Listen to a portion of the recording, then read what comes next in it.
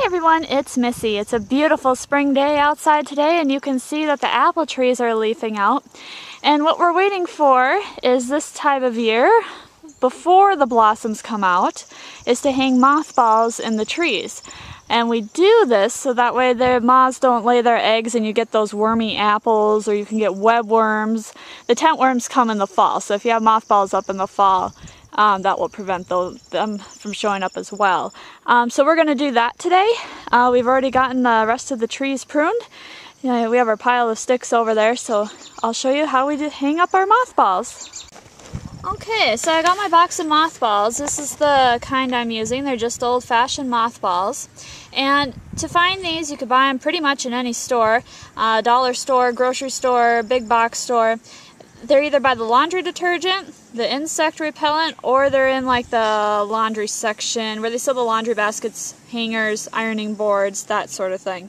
So I just pick up a pile of these and then I use nylon stockings. Now if you don't have any, you can just go into the women's lingerie section, and they usually have a box of nylon socks that you can buy. They're pretty cheap, especially this time of year. You can find a lot of them on clearance.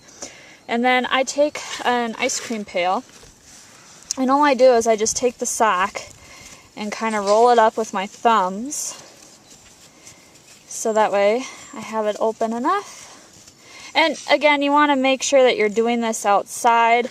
Mothballs, you want to make sure you always have proper ventilation when you're using them. You don't want to do this indoors. And once I get the sock open, kind of like so, I'm just going to take a pack.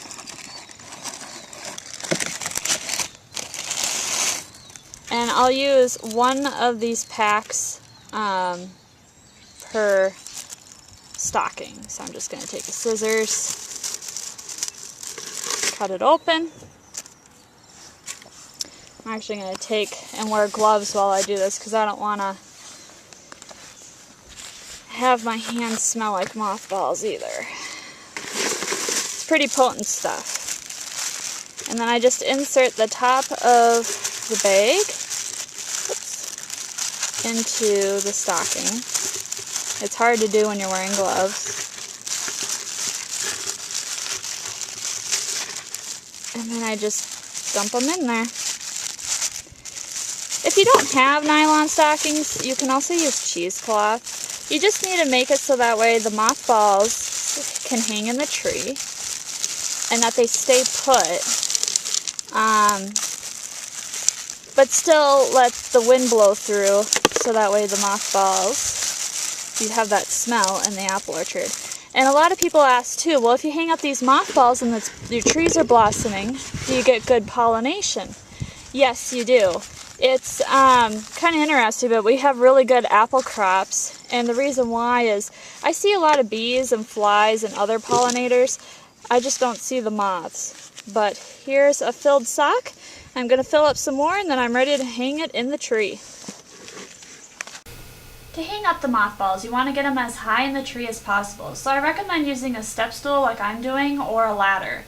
And then I just try to make sure that I get into the centermost portion of the tree, basically where the apples are going to be. And I just tie it onto a branch. It doesn't have to be a huge deal using a knot. I just use a square knot. You do want to make sure that you can get the stocking down towards the end of the season so that way you can reuse them again.